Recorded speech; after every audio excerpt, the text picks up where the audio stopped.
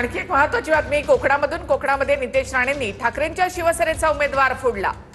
तर ठाकरेंच्या सेनेचे उमेदवार बाळ माने यांनी उमेदवारी अर्ज मागे घेतलाय। नितेश राणे यांच्यासोबत जिल्हाधिकारी कार्यालयामध्ये जात बाळ माने यांनी आपला अर्ज मागे घेतलेला आहे। कोकणात मंत्री नितेश राणेंनी शेवटच्या क्षणी गेम फिरवत महाविकास आघाडीचा उमेदवार फोडलाय। मंत्री नितेश राणेंनी महाविकास आघाडीचे ठाकरेंचे उमेदवार बाळ मानेंशी संवाद साधून चक्र फिरवली आहे। त्यानंतर स्वतः नितेश राणे महाविकास आघाडीचे उमेदवार बाळ मानेंसोबत रत्नागिरीच्या जिल्हाधिकारी कार्यालयामध्ये गेले आणि अर्ज मागे घेतलाय।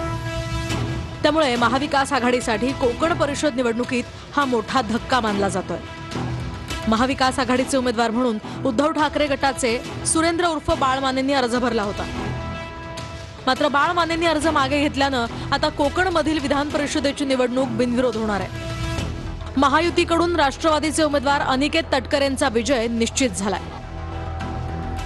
महाविकास आघाडीमधील घटक पक्षांच्या सूचकांच्या सह्याच नसल्याचंही बाळ माने म्हणाले।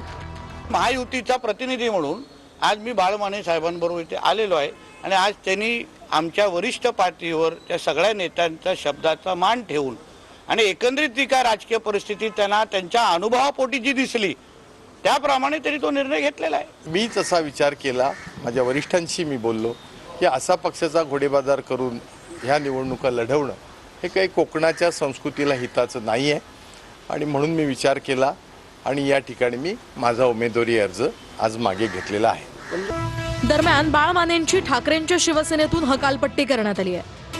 पक्षविरोधी कारवायांमध्ये सहभागी झाल्यानं उद्धव ठाकरेंनी ही कारवाई केली आहे।